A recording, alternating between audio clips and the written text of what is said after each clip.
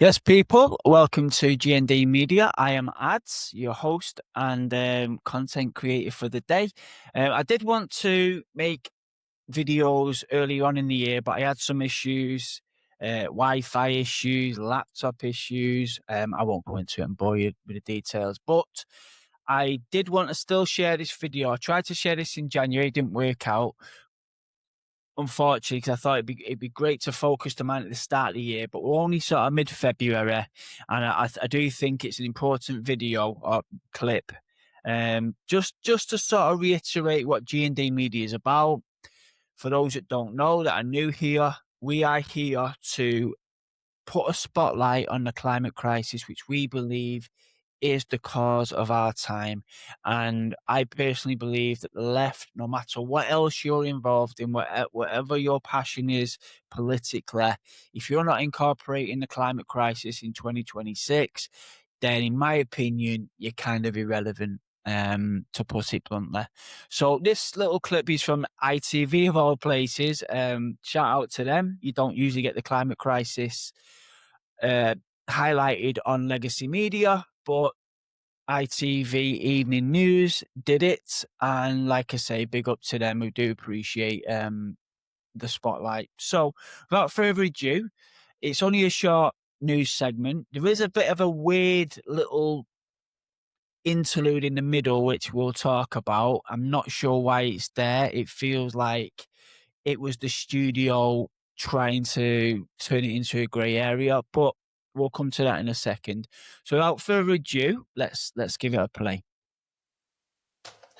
Scientists have confirmed that 2025 was the world's third hottest year on record and said human activity is driving an unmistakable trend towards a hotter climate. It was the third year in a row with temperatures more than 1.4 Celsius above pre-industrial levels.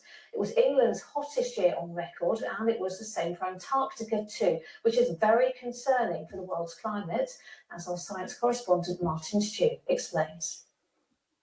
Well, this is the latest data from the Copernicus satellite. It shows globally 2025 was 1.47 degrees above pre-industrial levels. Slightly cooler than we can see on the last 2 years, but still the third hottest year on record. And with climate, we need to look at much longer term trends. Now, each one of these stripes here, the vertical stripes, represents a year going from very famous picture all that. the way to the modern day. The blue is cooler than average, and as you can see, it warms up significantly as we head into this century. And in fact, we can now say that the last 11 years have now been the 11th warmest on record, and for the first time, 3 consecutive years have seen temperatures averaging more than 1.5 degrees of warming, which is the target we're trying not to breach.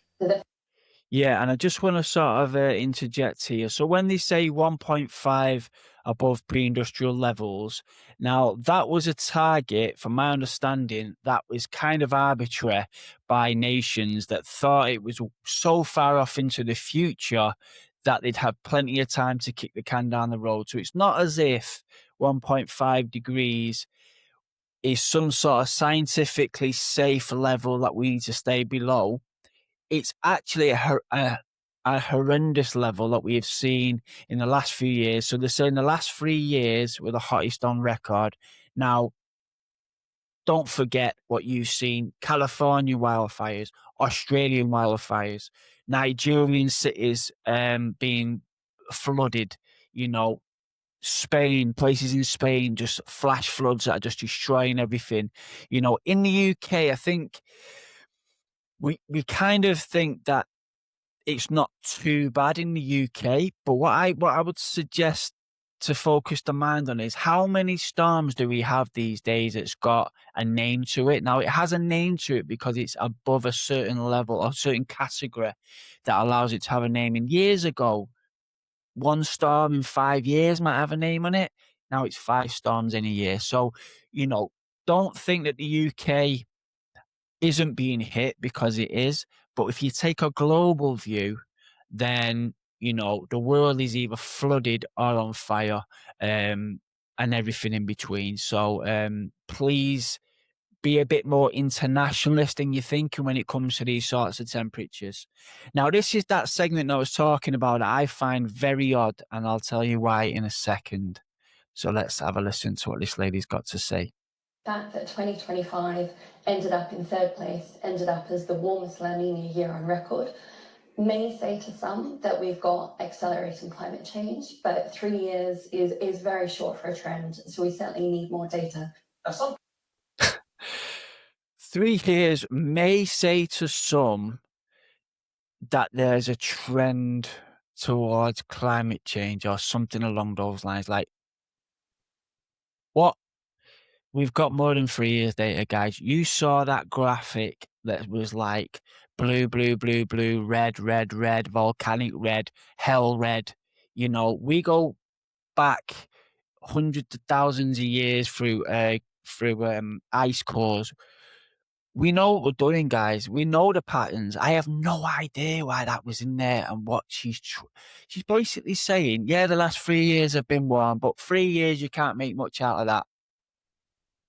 No idea what I was put in. I almost feel like it was, you know, there's a sinister reason why that's put into a segment as important as this. But let's continue. This guy knows what he's talking about. Places are getting hotter quicker than others. The Arctic up north, you can see the red, continues to warm 4 times faster than the global average. Perhaps even more worryingly, Antarctica down in the south, where 90% of the world's ices has often been more stable, but it too had its hottest year on record. I was lucky enough to go and get to visit there in their winter. We weren't sure we'd be able to get in because of the sea ice, but we were. Our route was clear. And what we saw with our own eyes has been borne out by today's. And again, just to interject again, so they thought they couldn't get through because they're not supposed to get through in winter, but they could get through. That in itself, that you can get through these places on a boat during their coldest period, is another flag, people. Make no doubt about that.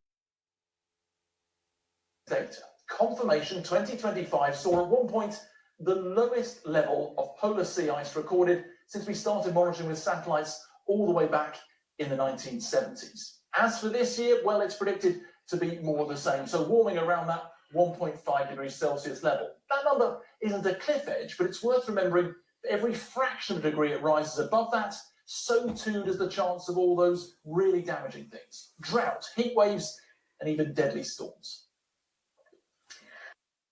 Yeah, you know, and a lot more besides. There's nothing positive that's heading our way if we do not get to grips with the fossil fuel industry. So, guys, just a very quick video to start the year off.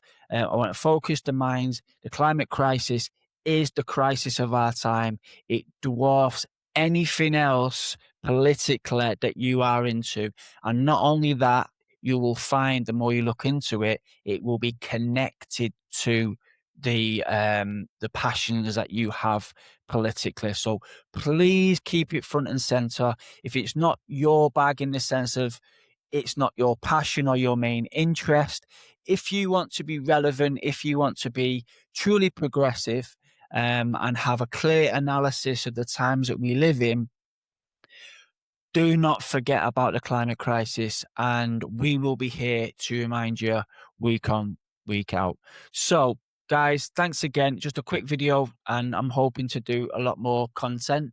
There is a very important by-election in Gorton and Denton up here in Manchester, and I will be doing a section specifically on that. It's quite clearly between the Greens and Reform, and yeah, I'll have a lot to say on that in a week. I think it's 27th of February is the election, so I'll have content out before then.